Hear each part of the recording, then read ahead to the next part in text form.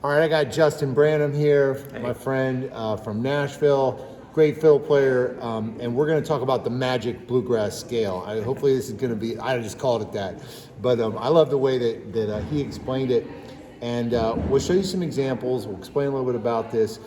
Best way to learn more about Justin, though, you've got a channel on YouTube. What's it called? I do, yeah, it's Master Fiddle. Yeah. I've got a website too, masterfiddle.com. Yeah, so you got to check Justin's stuff out. I want to ask you about the Magic Bluegrass Scale. So if we did it in A, it would be like this. Is That's that right? Yeah, you got it. Yep. Now, I like your explanation. Well, you know, I heard the scale used a ton on recordings, especially more contemporary bluegrass recordings, and so you know, it's like, what is that? So I figured out a bunch of solos and things, and it kept popping. It's kind of like a bebop scale in jazz. You know, like older jazz guys probably didn't think of the bebop scale when they played, but people analyzed it. They're like, hey, that's the bebop scale. Same thing with this. I don't think that bluegrassers really are aware that they do it. We're live. But the way you explained it specifically was you said it's like the minor pentatonic. Yeah, same thing. But with a major third. Exactly. Yep.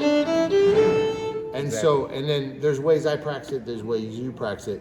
So the way to write that out if you want to learn an A is just A, C sharp, D, E, G, A. But I want to see if we can like demonstrate how you might use it on a tune or something like that. We play a little bit, we take some solos on it. You were talking, what's the name of that tune? We can play something like June Apple, that's kind of a standard bluegrass tune, and just play over that and use that scale wherever you want to. And this, I find, or I feel one place where this works well is whenever you're in the key of A, but then you go to flat 7 major, which is G, right?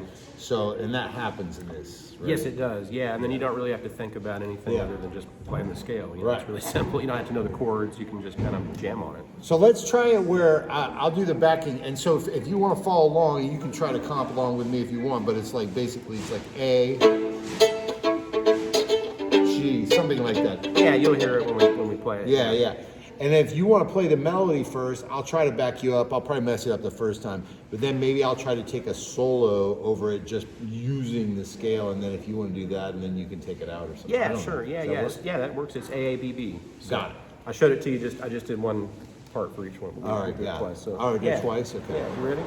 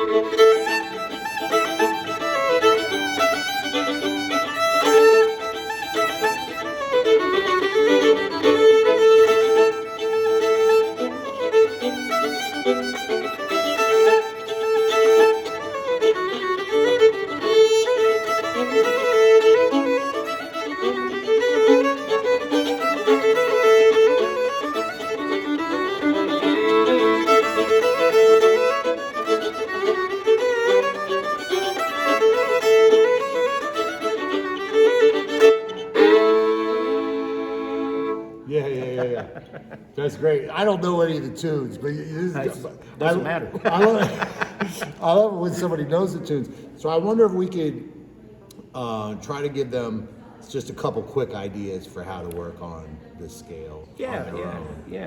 I mean, one thing that I think is cool is you always talk about extended range for scales, and I think with this one in particular, it works really well, especially in this key, because you got that low, that G note there, and if you play right there, I mean, that's just cool. Yeah.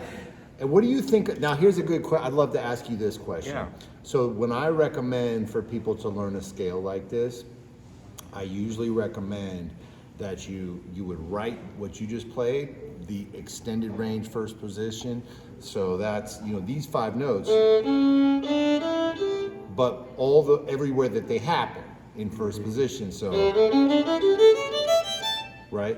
And so I recommend for people to write that out on a staff paper. Oh, yeah. And because then if you read, I find that then that is an easy. It's like you got a cheat sheet right there, and then you can read off it, and you can just see it, and you can see patterns. Sure. But I'm curious about your opinion, because I think that for some people, they don't want to read. Some people don't know how to read. Some people rather talk about the importance of playing by ear. What do you think? Man, that's a good question. I mean, I think it's important to read too, just to be a complete musician. But to be honest with you, I don't really have to read very much with what I do, which is mostly bluegrass country music. So, most of the time I'm just playing something until I know it so well that I don't have to think about it anymore. And sometimes I'll sing things like that too. If I have trouble retaining it, I might sing that scale. Wow. I'm not going to do that right here, but yeah. So, but when you first learned the scale, because you and I both spent a lot of time with this scale or other scales. We've just spent time with scales. So yeah, definitely for me, I wouldn't necessarily write it out if I wanted to practice it. But if somebody's first learning it, do you think it would make a difference or not? I'm just honestly curious. If they're a reader. If they're a reader, I think it would be a good idea. Absolutely. If that's kind of where you're coming from, then I think that's great. If you're coming from more of a traditional fiddle background where you learn things by ear, then maybe not, unless you're trying to work on your reading. Right. It'd be a good way to do that too. Yeah. Now, what do you think about taking, sequences out of the scale? So, for example, if we take 4 notes out of the scale, or 5 notes, or 6 notes, so then that would be like. Oh yeah. Absolutely. Do you practice that? Yeah, all the time. Okay. I think that's a really good way to practice any scale. Yeah. Any kind of pattern you can come up with. And I'll do this. This scale might not be a good example, but I'll think of tunes even that have like a little, like the Tennessee Waltz. That's in the key of A. It would not work well with this scale, but just as an example, I'll take a scale and play that pattern off each note of the scale. Ooh, wait, let's try that. We'll come back to this, but so. Yeah. So and then that's you go 1, to 2, B 3, and 5. play it? And then exactly, yeah. So over an A major scale, exactly, yeah, doing something like that. Or any, I use fiddle tunes a lot just because that's my background. So any fiddle tune or any short little melodic idea that could be something from a bebop tune, whatever. And just try it off each note of the scale. Yeah. I really like to do any kind of pattern you can think of. I mean, there's so many patterns. Right. Well, and a lot of times what I say to people about patterns is like they don't necessarily need to be fancy. No. And you don't even need to necessarily have a ton of them either. No. I mean, just because this isn't super fancy. No. But it's a great pattern. Yeah, you get a lot out of it, potentially. Yeah. No, that's very hip, man.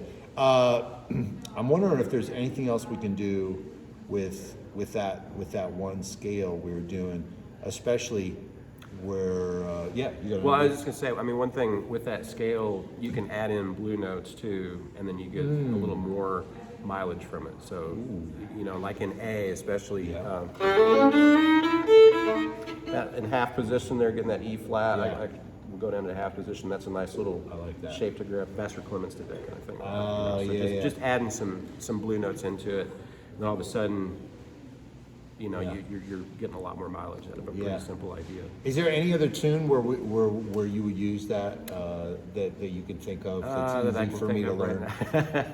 Well, let's see. What would be another good tune? I mean, really anything that has a bluegrassy character or that sort of modal mixolydian flavor to it. Yeah. If it's more of a straight fiddle tune that doesn't have that, it's going to make it sound that way if you use it right. So, Right. like Faded Love, it's not going to sound very good over Right, that. right. Or the Tennessee Waltz. That's Right, because that's more of a major sound. More of a major sound, And by yeah. mixolydian, I mean, I guess the way I would translate that is when you're going from, when the one chord, like A, instead of going to E as the 5, you go to like a G chord or something like that, right? Yeah, or just even if it doesn't go to the G chord, just the G note is present in the melody for a Yeah. while. Maybe it even goes to the E chord. It might even have that, Got you. a regular dominant 7th chord in it, but it still has that flavor in there. Got you. So, and that scale will still work. A lot of times, fiddle tunes over the 5 chord will sort of leave that note out. That G sharp over an E chord will be a right. G note instead, like That's a sharp right. 9 kind of thing. That's and so right. that happens too. So you can use it either way. So I mean, anything. Maybe even a tune that doesn't have a flat 7 would be cool if I could think of one. You're putting me on the spot. No, it's all good. We don't even have to do it. We could even just jam. You know what might be fun? I'd actually love to try this. Okay, and so for you guys there, grab your instrument, and I want to give, because you're always playing lines after me, but I want to give Justin the opportunity to play some lines, and you play them back to him, and maybe I'll play some. Yeah. Maybe we'll go back and forth between that A and G chord. Yeah. If it's okay with you. Yeah, sure. Yeah. And kind of like the B section of June Apple, is that what it's called? Yeah. The B section of June Apple. And you can play some lines, let them play them back, and then maybe I'll play some lines, they can play them back. So we can make a little play along out of this. Sure. Is that cool? Very cool. Yeah. All right, and We'll see take what happens. We'll take it like, is that cool? Yeah. Just start playing it all. 1, 2, 1, 2, 3, 4.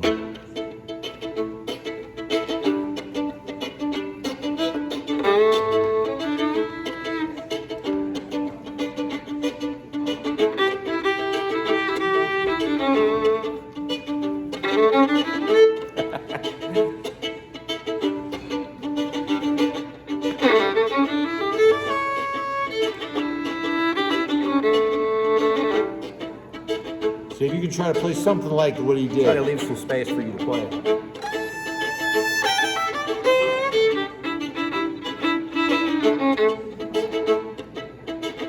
Oh, let me try. Yeah.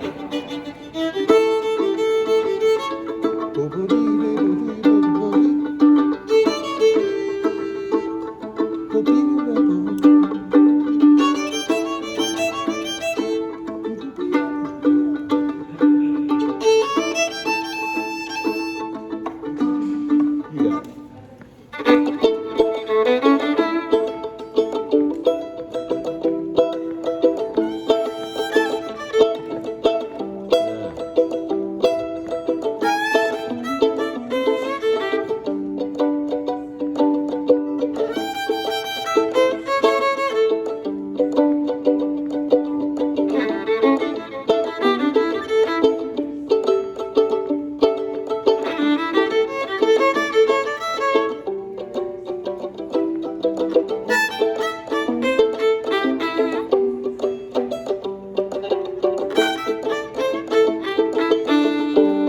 Let me try it one more time.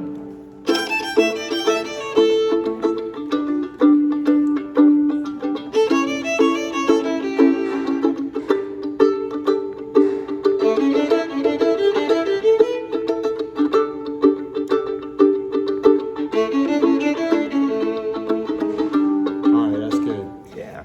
So hanging here with Justin Branum, and am I pronouncing that right? That's correct. Yeah. Branum. Branum. And Master Fiddle is his channel on YouTube. MasterFiddle.com is his website. Just a little bit more about you. I would love to know just a little bit more about you, or tell people a little bit more about you. I know that you play with the Grand Ole Opry band. Yeah. I'm in the regular rotation of players for the Grand Ole Opry staff band. Congratulations. Thanks. Yeah. No, it's a great honor to play in there and get to play with a lot of different artists and learn a lot of music really fast. So it's keeps me on my toes, And you're originally from Missouri, right? Yeah, I'm from Missouri and moved to Nashville just a little less than 10 years ago. So I'm on my 10-year journey. It's a 10-year town. Well, everybody I'm always almost says, there. how do you get to Carnegie Hall? But how do you get to the Grand Ole Opry? How do you get? Well, you stay in Nashville for about 9 years, and then Yeah. Was it like that? Like you had to move there? Was it like Yeah, you had totally, to like yeah. you go out and play for people and like just really like Yeah. kind of wait your turn kind of vibe? kind of. I mean, it's all about getting to know people and making sure that they're comfortable with you, both as a player and a person. You know? So, I mean, there's really good players that maybe you wouldn't want to call because they might not. Show up on time, or they might cuss out the Right. bartender. Yeah. Who knows? Yeah. And I work. My whole time in Nashville, largely I worked as a sub for a lot of people. That's kind of been my thing. Is I'll go in and sub gigs a lot. Who are some of the people you subbed for? I recently did one with Kane Brown. That was last year. He's a bigger country artist. Wow. It's really popular. And I did some sub work with Leanne Womack, which turned into a full-time road gig actually for about a year. That was my last road gig before I got off the road. And now I mostly just teach. I got married about 3 years ago, and that was a good time to kind of exit. And that was right when COVID happened too. So Gotcha. just a little bit before that. And so then I started doing more online teaching. And, Yeah. that was kind of my main thing, and then my friend who has the regular gig at the Opry is the staff fiddle player called and asked if I'd want to sub for him, and I said sure. That's amazing. Well, and you've got kids. You're married. Yeah, You're teaching. You're trying to put Yeah. together.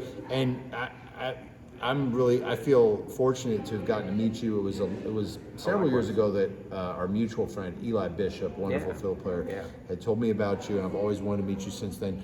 And I got a chance to bring him down to be here in Asheville, North Carolina, for a series that I'm running down here. This is the same spot, this campus here where I hold my fiddle camps every summer. Yeah, this is awesome. And so it'd be great to have get you down one of these years with your family, maybe to do some teaching. Oh, I'd love to do it. Yeah. But I really appreciate everything you do, man. Likewise. And for all of you out there, Master Fiddle, YouTube, masterfiddle.com. Check out Justin's stuff. He's got a lot of free PDFs and like great trainings, great courses you can try out. And I highly recommend you connect with this guy. So thank you, man. Thanks so much, man. I really appreciate it. Thank you.